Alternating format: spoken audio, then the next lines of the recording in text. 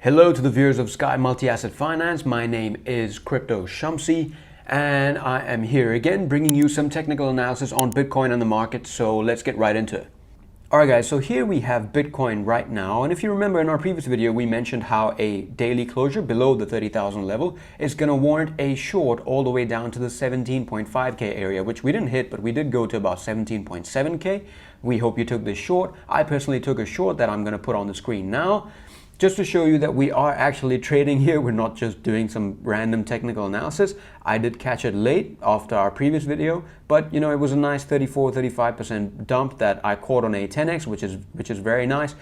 Sort of numbs the pain of the prices falling down in the bear market. So what is Bitcoin doing right now? Bitcoin is currently under 21,500, which is sort of this resistance level that has built up. We've had, you know, a little bit of rejection over here, a little bit of rejection over here, a little bit of rejection over here. Now we're going to check if we can break this through or find more rejection here. If we break this level, you can expect price to go up at least another $1,000 to about 22,500, because that's where the next range top is. And this may be another range that we might be getting into if we break up and hold a daily or a 6-hourly above this level.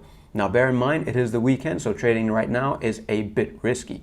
With that being said, let me just quickly point out that the CME close was 21,255. So if we break up, if we pump on the weekend, there is a high likelihood that we might just come back right down, test 21,200, and then decide where the price actually has to go, with spot and futures both in play. So that's Bitcoin. Let's look at Ethereum real quick. So Ethereum is in a bit of a interesting spot. What we have here is what I would call an imperfect head and shoulders, an inverse head and shoulders rather, where we have a shoulder here, and a head here. Now our point of breakout, which is the break of this neckline over here above our current price, which is approximately $1,240, which is also again resistance over here, and resistance over here. Now, if we can break this level, then and if our inverse head and shoulders actually plays out, which again is not perfect, but it might play out, it gives us a target of about $1,472. Now, if we look for some confluence, we sketch a fib from the top of this range to the bottom of this range, and that approximately puts us at a 0.618 level on the fib as well. And we've got some little bit of consolidation over here, so there might be reason to take this long. I personally am not longing right now because it is a macro downtrend, but I am going to look for shorts as we go up, as we hit resistances. But just to give you an idea of what's happening, we can expect a pump. Now let's go back to the Dixie. Remember we mentioned that as soon as Dixie closed a daily above here, we're going to rip straight up, and that's exactly what happened. And we also said that the Dixie is going to come right back down to test this level as support, and if we hold, then we're going to short again. So right now Dixie is on its way to properly test this level and see if this holds. If this level does hold and we see another bounce over here, expect another dump in Bitcoin that you can short very nicely, also on the altcoins. If this level doesn't hold, however, we can long Bitcoin, because price on the Dixie is most likely going to come straight back down like it has previously. Not a lot of trading happening in this range. Now let me show you what trade setups I'm looking at. So this is ADA.